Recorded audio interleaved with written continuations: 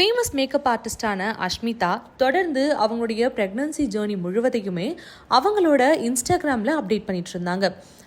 அவங்க இன்டேக் பண்ணுற ஃபுட்லேருந்து அவங்க டெய்லி என்ன மாதிரியான ஆக்டிவிட்டீஸ் பண்ணுறாங்க, என்னென்ன பெயினை கோத்ரூ பண்ணுறாங்க, அண்ட் அவங்களுடைய ஃபேமிலி சைட்லேருந்து அவங்களுக்கு என்ன மாதிரியான சப்போர்ட்ஸ் எல்லாமே கிடைக்குது அப்படிங்கிறத டெய்லி அப்டேட் பண்ணி வந்தாங்க.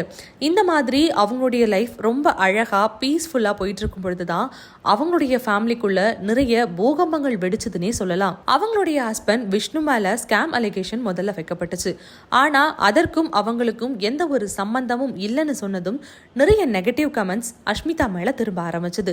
அதற்கு பிறகு விஷ்ணு அவரு பொண்ணுகிட்ட தப்பா பேசினார்னு அடுத்து இன்னொரு அலிகேஷன் வைக்கப்பட்டுச்சு. ஆனா அந்த டைம் அஷ்மிதா எந்த ஒரு பதிலுமே சொல்லாம ரொம்ப அமைதியா அவங்களுடைய வேலையை பார்த்துக்கிட்டு அவங்களுடைய ஜேர்னியையும் தொடர்ந்து அப்டேட் பண்ணி வந்தாங்க. இந்த நிலையில தான் அஷ்மிதாவுக்கு குழந்தை பிறந்திருக்கு அப்படிங்கிற செய்தியும் தெரிய வந்திருக்கு. இந்த சந்தோஷமான ஒரு செய்தியை அவங்களுடைய ஃபாலோவர்ஸும் செலிப்ரேட் பண்ணிட்டு இருக்காங்க. அதே மாதிரி அவங்க பிரெக்னன்சியை ரிவீல் பண்ண டைம்ல இருந்தே அவங்க பேபியை கிளவுட்னு தான் மென்ஷன் பண்ணிட்டு இருந்தாங்க. இப்பவும் அதே மாதிரி வெல்கம் பேபி கிளவுட்னு போட்டு பேபியை ரிவீல் பண்ணியிருக்காங்க. பட் பாய் ஆர் கேர்ள்னு ஜெண்டரை மட்டும் ரிவீல் பண்ணாமல் இருக்காங்க. ஆனால் அவங்களுடைய கமெண்ட் செக்ஷன் முழுவதுமே பாய் பேபி தான்னு நிறைய பேர் மென்ஷன் பண்ணிட்டு இருக்காங்க.